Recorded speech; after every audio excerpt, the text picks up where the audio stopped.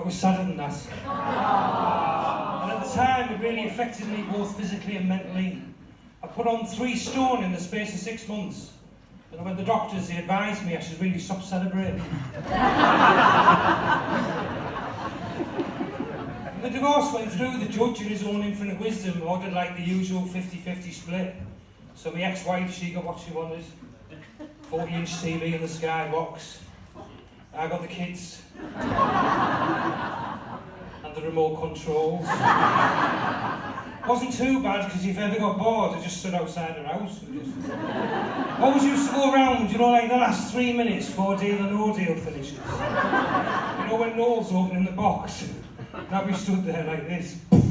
And I'd go around like an hour later, just in case she's watching it on +1.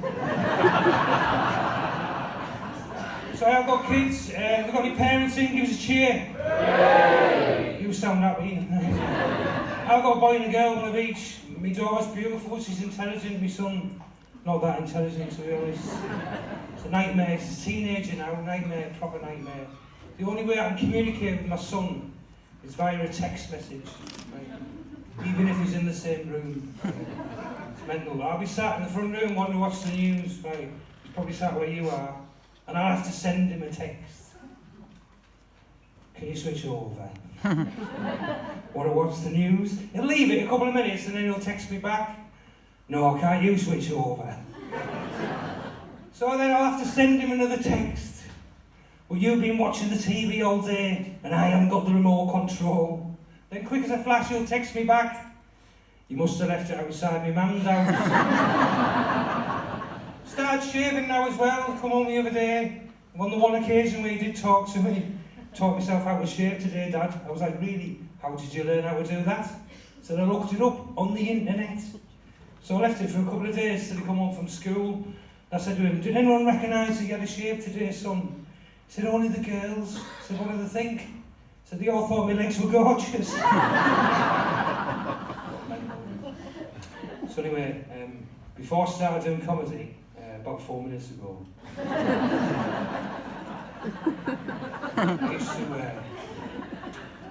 used to travel the world. I used to do like loads of different charities and stuff. And the last place I went to was a place in Africa called Kenya. Have you heard of it?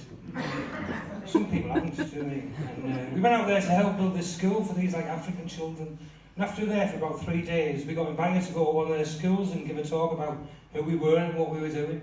And I got invited to go to the school and give this talk, and when I arrived there was about 150 African children, all aged between like 5 and 8.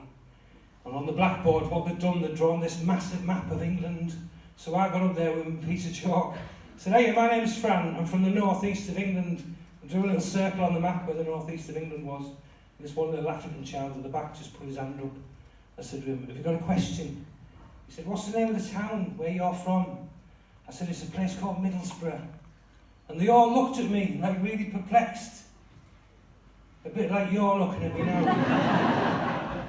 He said, can you spell it? I said, yeah. So I started writing the word Middlesbrough on the blackboard, and I don't know what it was that came over me. I just thought I'd give him a bit of encouragement.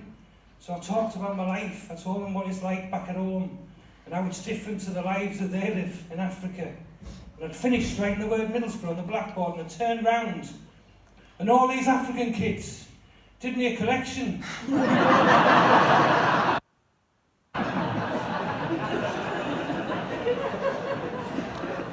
32 quid. It was like an exchange programme as well.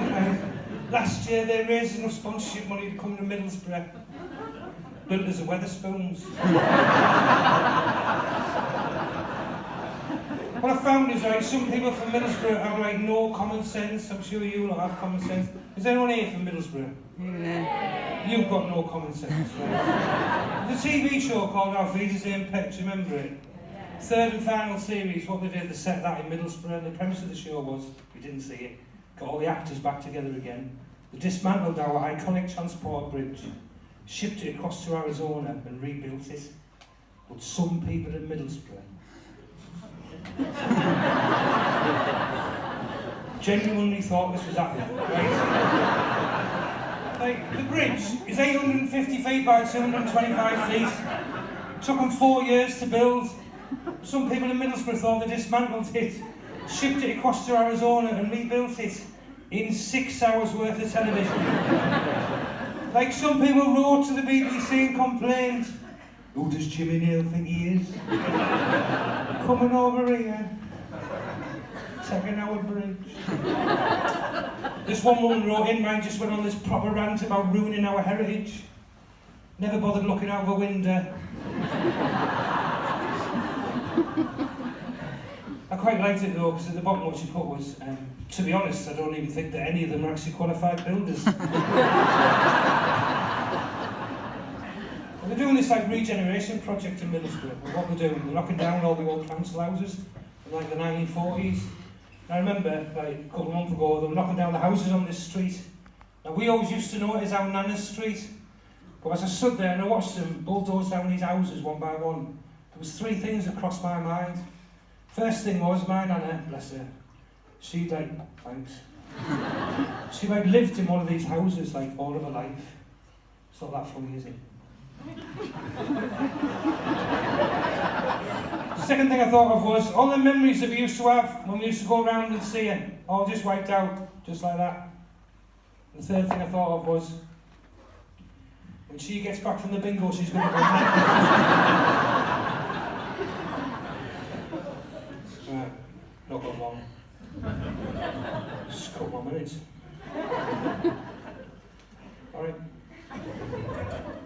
Yeah, so I do comedy part-time now. I do like have another little job during the day.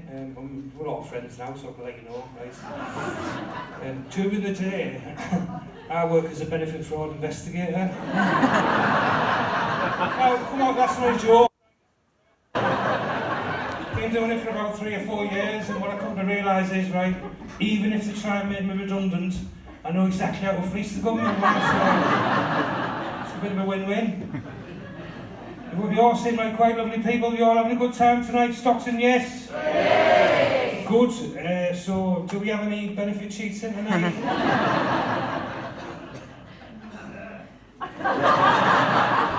Statistically, there's 40 of you.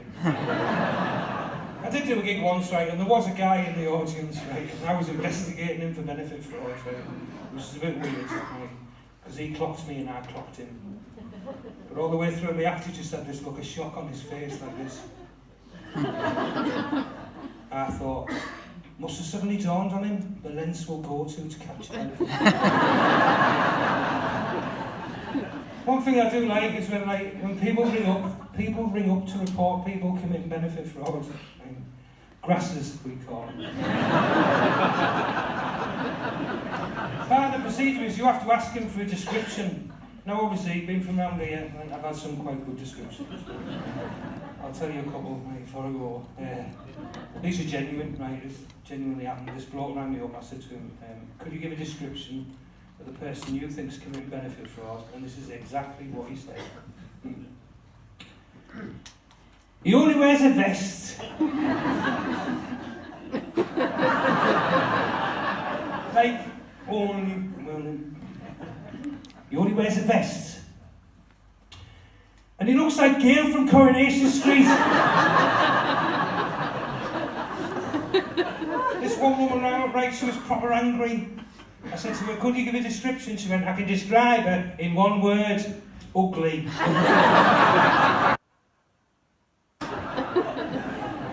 Sometimes, like, for whatever reason, they can't give you like a full description, so you have to try and like help jog the memory. So you start off with the obvious question, like, is it a man, is it a woman? Right? It is obvious, right? And this guy rings me up and says, is it a man or a woman? It's a bloke, right, okay.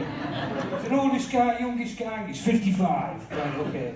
Has he got any distinguishing features? He said, he don't wear glasses, but he's got a beard, right? Don't worry, it's not many. I said, right, we're looking for an oldish guy, 55-year-old, doesn't wear glasses, but he's got a beard. I said to him, does he wear a hat? He said, are you playing Guess Who? I was like, yeah, is it Bernard?